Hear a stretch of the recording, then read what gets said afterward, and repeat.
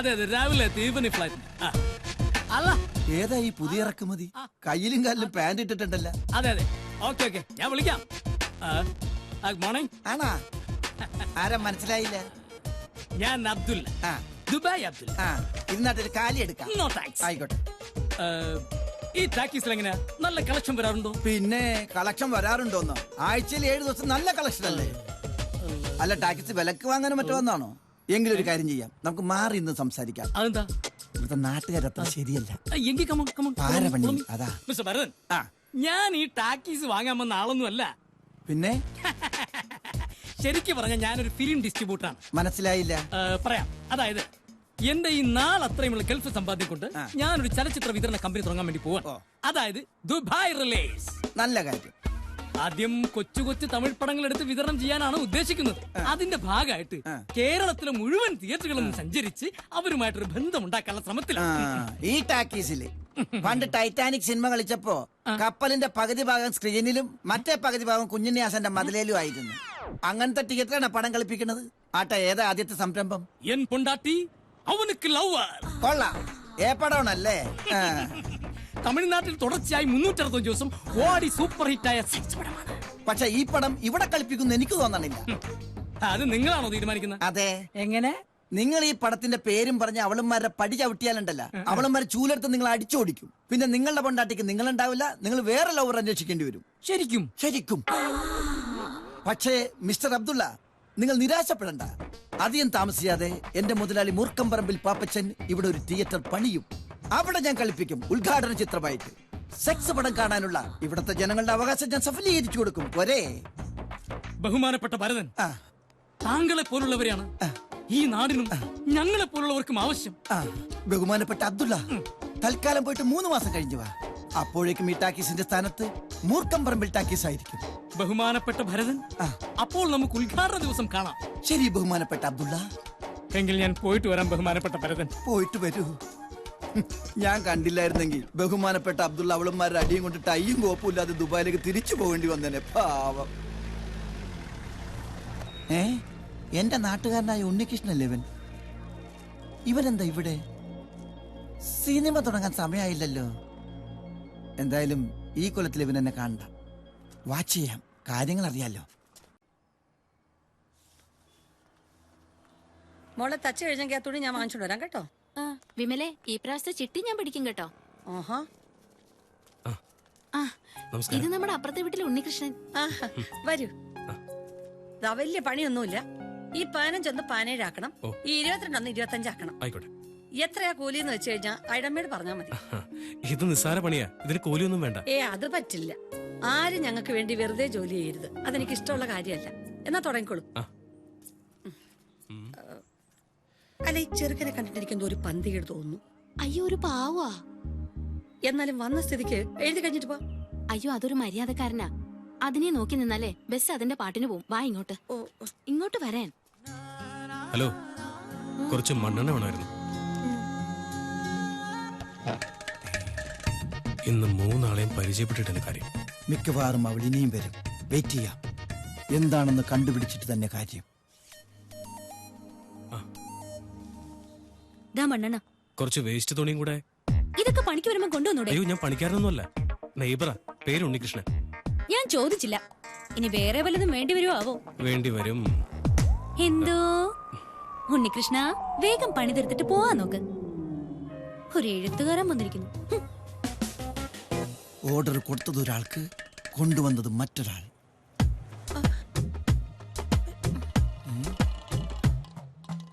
അകത്ത് പോയവളെ കാണുന്നില്ലല്ലോ.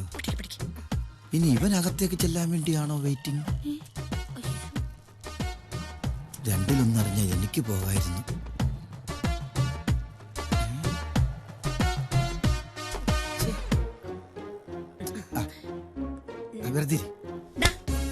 അയ്യോ, പരദൂഷണോ ആർപ്പോഴെങ്കിലും പോരാഞ്ഞിട്ട് പൊളിച്ചോടാൻ തുടങ്ങിയോ? അല്ല വരാതി. അയ്യോ അയ്യോ, എന്റെ കണ്ണിന് മുളക് പൊടി പോയേ. ആരെങ്കിലും വെള്ളം ചായോ? വിളിക്ക്. അയ്യോ, പോകുന്ന പോക്ക് കണ്ടില്ലേ? നിലാവത്ത് അഴിച്ചുവിട്ട കോഴിയെ മാതിരി. കൊറേ നാളായി അവനോട്ടൊരെണ്ണം കൊടുക്കണോന്ന് വിചാരിച്ചിട്ട്. ഈ നാറിയാ നമ്മുടെ പോസ്റ്റൊക്കെ രാത്രിയിൽ വലിച്ചേറി കളയുന്നത്. ഏതായാലും കൊറേ കാലത്തേക്ക് അവന്റെ ശല്യം ഉണ്ടാവില്ല, ഉറപ്പാ. ബസ് കിട്ടാത്ത തിരിച്ചു വന്നത് അവന്റെ യോഗം, മുളക് യോഗം. ഡാ എന്താ അവിടെ? മണ്ണെണ്ണ എടുക്കാനാ. എന്നാ കിട്ടിക്ക് പൊയ്ക്കൂടെ? വിമലേ, ഏ ഓ നാളെ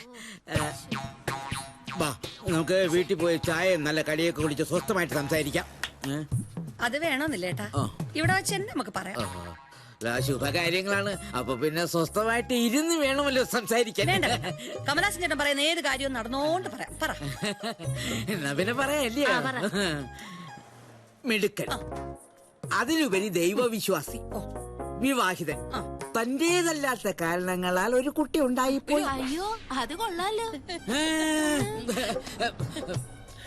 നിയമപരമായി ബന്ധം വേർപെടുത്തി ഫ്രീ ആയിട്ട് ഇപ്പൊ 10 വർഷമായി.